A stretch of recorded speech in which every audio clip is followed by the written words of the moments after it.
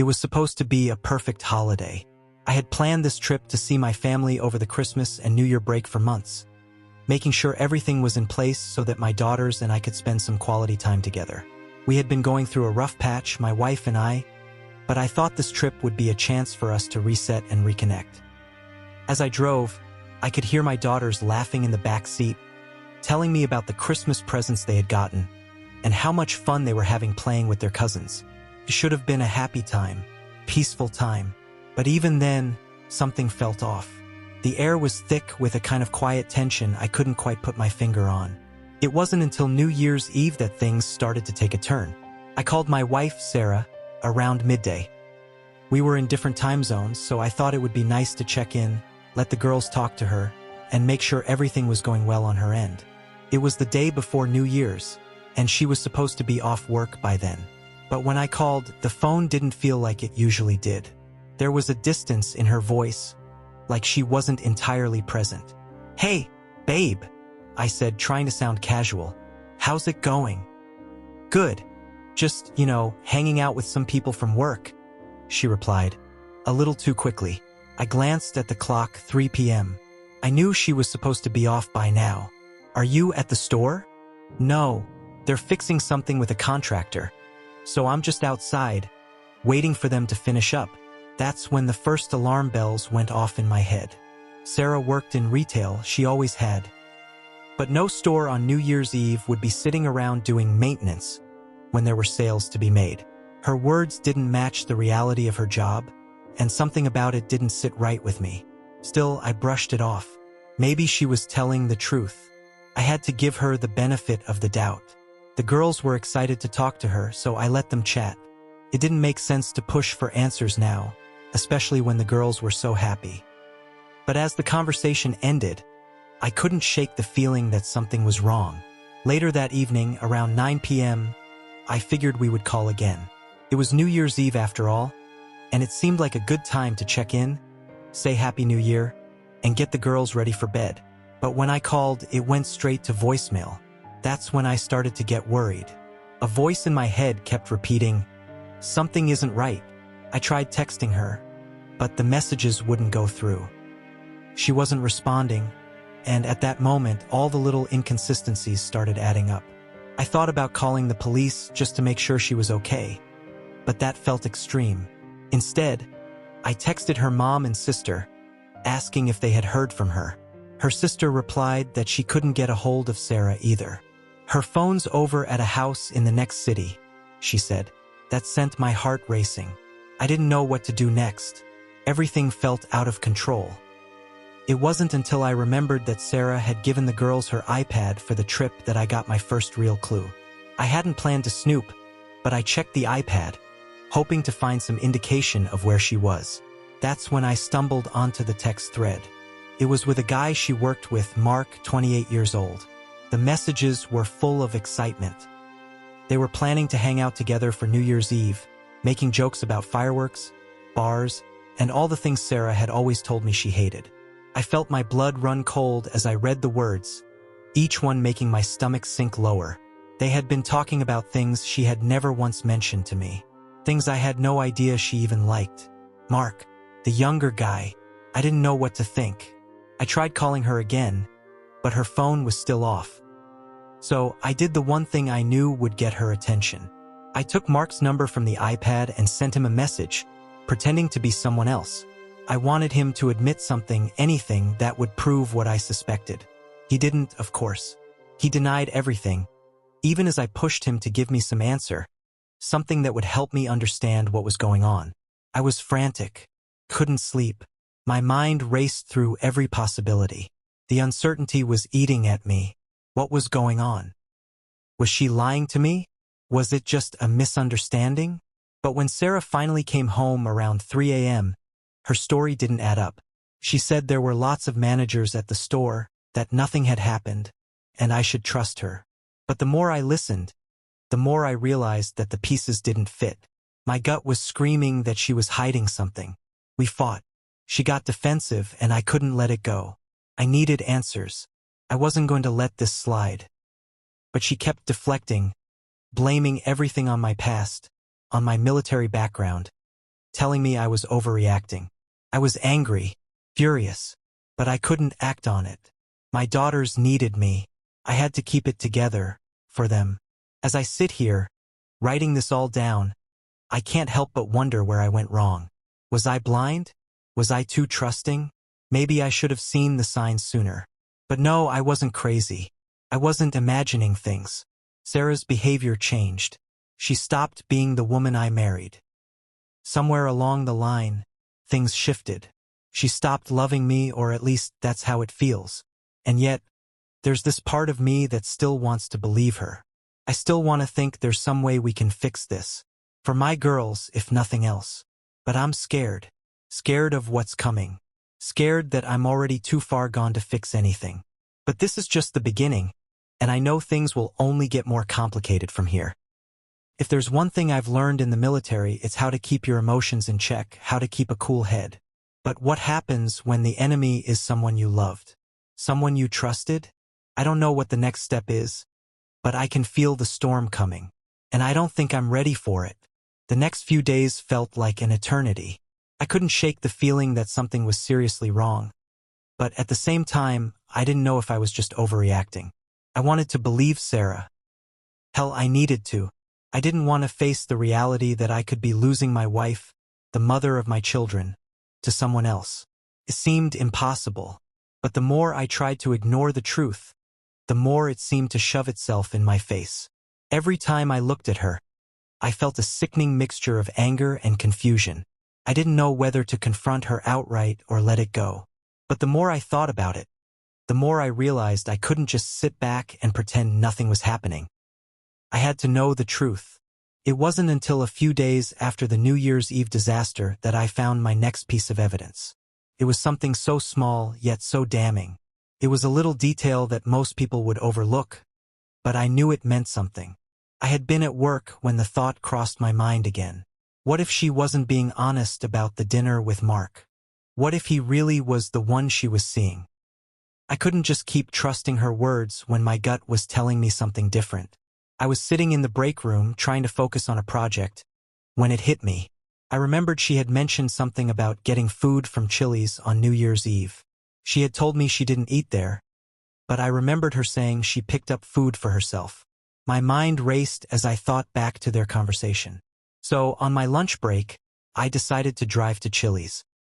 I wasn't sure what I was expecting to find, but I had to check the receipts. The thought that Sarah had lied about something as simple as dinner felt ridiculous, but I had to make sure. When I got to Chili's, the hostess wasn't very helpful at first, but after a few minutes of pushing, I managed to get my hands on the receipt. It was just for 2 people. 2. That's it. I wasn't stupid. I knew who those 2 people were. Mark and Sarah. The receipt was a punch to the gut. It felt like the last bit of hope I had left shattered in my chest. The way she had lied about something so trivial made me question everything. Why had she lied to me? Was this the first of many lies? Or was there more I didn't know? But it didn't end there. My mind was still spinning when I got back to the car. I wasn't done. I still had to confront her. I couldn't just let it go. Not this time. I drove to her work. I wasn't sure what I was hoping for, but I had to see her. I had to get answers or I'd lose my mind. Maybe I was being obsessive, maybe too much of a wreck. But this wasn't just about dinner. This was about trust. About the way she was treating me. About the way she was treating our family. When I got to her store, I didn't see her car in the parking lot. I thought she might have gone out for lunch or something.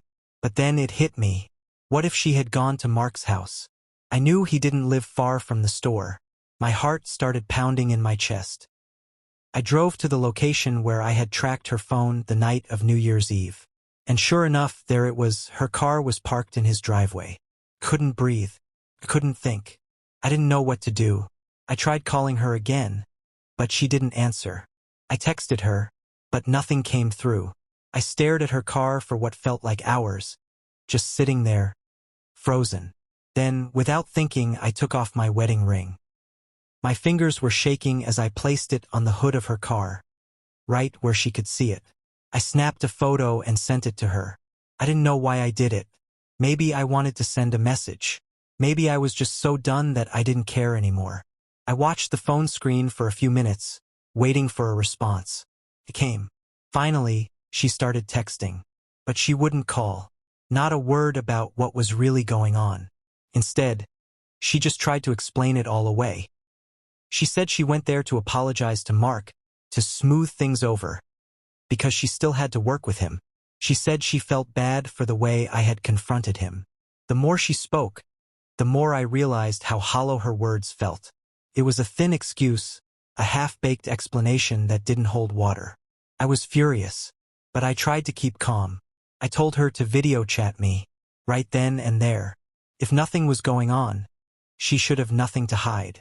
But she didn't. She refused to. I could hear the panic in her voice when she told me she was just too tired to get up. That was when I realized this wasn't just a one-time thing. She wasn't just hanging out with a coworker. She was emotionally invested in him. She had crossed a line. But the most hurtful part wasn't just her betrayal. It was the way she handled it. The lies, the excuses, the deflections. She didn't even have the decency to call me and face me. She just pretended nothing was wrong. Later that night, I heard the faint sound of a cat meowing through the window. A cat. Mark's cat, to be precise.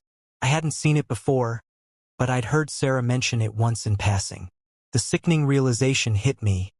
Sarah had been in his house. She had been with him probably more than once. The next day, everything clicked. As I was getting my clothes from the closet, I started sneezing. The allergies that I hadn't had for years flared up. I could feel the cat hair in the air, in the fabric. My mind raced as I pulled out a pair of Sarah's pants. The cat hair was stuck to the inside of the legs. It was obvious what had happened. She had been with him. Then I found the shirt. It was hers. And there, on the back of it, was something that made my stomach turn. A stain. A semen stain. I don't know why I didn't break down right there. Maybe it was because I had been preparing myself for this. Maybe I had known deep down, but seeing it in front of me made it all real. I grabbed the shirt, the pants, and her underwear. I told her I was going to have everything tested, but I still haven't. I don't know if I ever will. It feels like I've already seen enough. The evidence is right there in front of me. And yet, here I am, holding on, trying to make sense of it all. I don't know what to do anymore. I've already started talking to a lawyer. The divorce papers are on their way. But it still feels unreal. Like this can't really be happening. Like the life I thought I knew has crumbled into dust. I know she's still seeing him. I know the lies keep coming, one after another. And yet, every time she comes home, she pretends like nothing happened. Like I'm too stupid to know the truth. But the hardest part is watching my daughters. I know they can feel the tension. I know they sense something is wrong. And I don't know how much longer I can keep pretending everything is fine for their sake. I don't know if I can keep fighting this fight. I keep telling myself that I have to stay strong for them. For my daughters. They're the only reason I haven't lost my mind completely. But the anger, the hurt, the frustration, it's all building inside me. I want to scream, I want to lash out, I want to destroy the man who's stolen my wife from me. But then I look at my daughters, and I remind myself that I can't do that. I have to be better than that. I have to be the dad they deserve. I just don't know how much longer I can keep this up. It's been a week since I found the shirt, the pants, the underwear. The evidence I never wanted to see but knew I had to. Every time I try to think about the situation, it's like I can't get the image out of my head. Sarah's lies, the betrayal, Mark's face as I imagine it, her excuses. It's all a twisted mess, and I don't know how to make it stop. I've always been a person who believed in transparency, in honesty. I thought those were the foundations of a good marriage. But I see now that it was all a lie. Our entire relationship has been built on a lie. The way she looked at me, the way she promised me everything was fine. It's all fake. I spent the next few days going over every detail of the texts, every piece of evidence I had. Felt like an addiction. Couldn't stop. I wanted to understand it all. Why? Why did she do this? Why did she throw everything away for him? Was it something I didn't give her? Or was I just never enough? I couldn't stop thinking about the things she'd said to him, the way she talked about things she never talked about with me. It felt like I was living in a shadow of a life that wasn't real. I thought we were happy. I thought we had a future together. But I was wrong. One night, after the girls had gone to bed, I decided to confront her again. I knew it wouldn't be easy, but I couldn't keep pretending like nothing was wrong. The anger inside me had been building for days, and I had to let it out. If I didn't, I felt like I would explode. I waited until she was in the living room, sitting on the couch, scrolling through her phone like everything was fine. She looked so normal, too normal, like nothing had changed. But I knew the truth. I knew everything. I walked into the living room, my heart pounding in my chest. "Sarah, we need to talk." She looked up, but I could see the hesitation in her eyes. She knew what was coming. "What's wrong?" she asked, trying to sound casual. "Cut the bullshit," I snapped. "I know about you and him. I know everything. The texts, the dinner, the lies." She froze. Her eyes widened, and for a moment, I thought she was going to deny it again. But she didn't. Instead, she dropped her head, letting out a heavy sigh. "You don't understand," she whispered, her voice breaking. "It's not what you think." But it was exactly what I thought. I knew it was. I had seen it in her eyes all along, in the way she'd started to pull away from me. I could feel it in the distance between us. We hadn't been intimate in months, and I'd been so blind, so caught up in my own struggles, that I hadn't even noticed. I wanted to yell, to scream, to tell her how much she'd hurt me, how she'd torn our family apart. But instead, I just stood there, looking at her, feeling like a stranger. "Then what is it, Sarah?" I asked, my voice cracking. "What was it? What did he give you that I couldn't?" She hesitated, her eyes filling with tears. "I don't know," she said, her voice barely a whisper. Just. I just started feeling something for him. It wasn't planned, but Stop, I interrupted, my fists clenching at my sides. "You don't get to make excuses for this. You don't get to act like this is just some misunderstanding. You've been seeing him behind my back. You've been lying to me, to our kids." Her eyes flickered with guilt, but I could see the deflection in them too. "I never meant for it to go this far," she said, her voice small. "I didn't want to hurt you." "Well, you did," I said coldly. "You did hurt me. You hurt me in ways I can't even explain." I took a deep breath, trying to calm myself, trying to focus on the bigger picture. The girls, my daughters, the only reason I was holding on to anything right now. But I couldn't ignore the rage bubbling inside me. I couldn't pretend like I didn't want revenge. I wanted to make her feel the pain I felt. I wanted to hurt her like she'd hurt me, but I knew I couldn't. I couldn't let myself go down that road, no matter how badly I wanted to. I had to be better than that. I had to think about my daughters, about the example I was setting for them. But damn, it was hard. "Sarah, I don't know what to do anymore," I admitted, my voice trembling. "I don't know if I can trust you again. I don't know if I can keep pretending like everything is fine." She looked up at me, her face filled with regret. "I'm sorry," she said, her voice shaky. "I never meant for any of this to happen." But her apology meant nothing. Not anymore. As I walked away from that conversation, I felt more lost than ever. I had the answers I was looking for, but they didn't bring me any peace. I didn't feel better. I didn't feel like I'd gained control of the situation. All I felt was emptiness. I was still angry, still hurt, still betrayed. And then there was the issue with Mark. Part of me wanted to reach out to him, to confront him face to face, but I didn't know if that would make me feel better or just fuel the fire. I wanted to make him feel what I was feeling, to hurt him, to show him that he couldn't just take what was mine and get away with it. But then I thought about my daughters again. They didn't deserve this. They didn't deserve to see their father turn into something he wasn't. They didn't deserve to watch me spiral into a rage-filled mess. They needed me to stay calm, to stay grounded. That's why I knew I had to move forward with the divorce. I couldn't stay in a relationship where trust was gone, where everything we had was built on lies. I had to start over for them. For me. But even as I started making calls to a lawyer, I still couldn't shake the feeling that there was more I didn't know. More that Sarah was hiding. I knew she was still seeing Mark. She couldn't help herself. She thought she was getting away with it. But I knew. I've started filing the paperwork, and I've been talking to a lawyer. But I still feel like I'm drowning in this situation. The weight of it all is too much. I keep asking myself, where do I go from here? How do I move forward when everything I thought I knew about love, about marriage, has been destroyed? I don't know if I'll ever fully heal from this, but I have to try. For my daughters.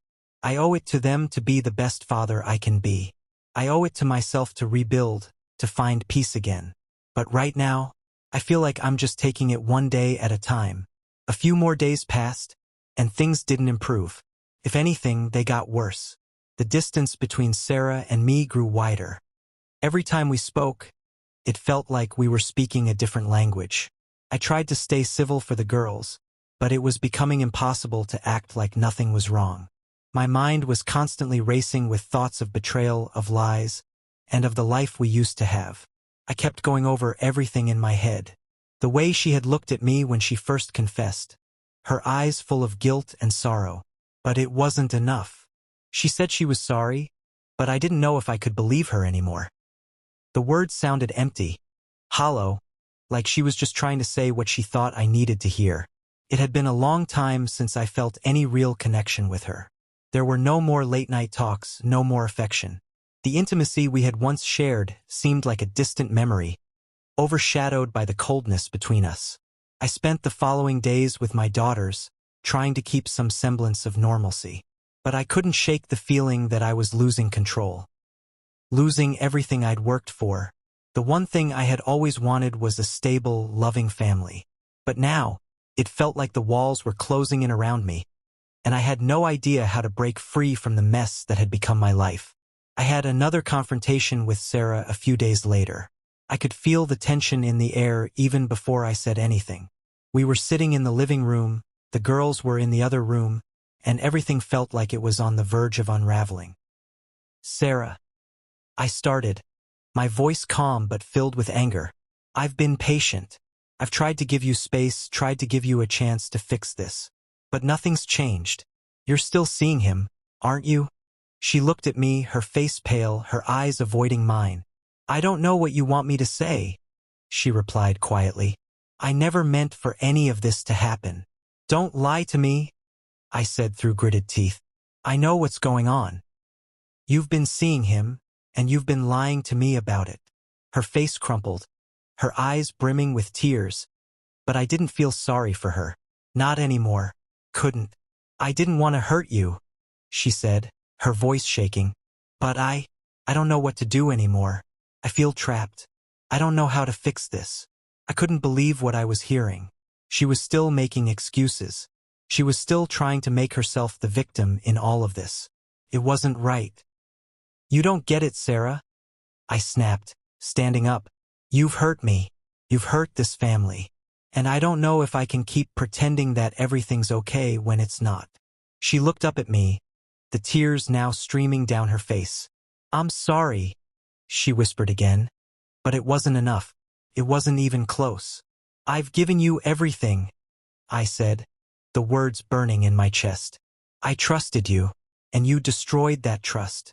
I don't know if I can forgive you for that. I turned and walked away, my heart heavy with frustration and sadness. I wanted to scream, to lash out, but I knew that wouldn't fix anything. The damage had already been done. I went outside for a while, trying to clear my head. I sat on the porch, staring into the dark night, and for the first time in a long time, I felt completely alone. The weight of the situation was crushing me. I didn't know what to do.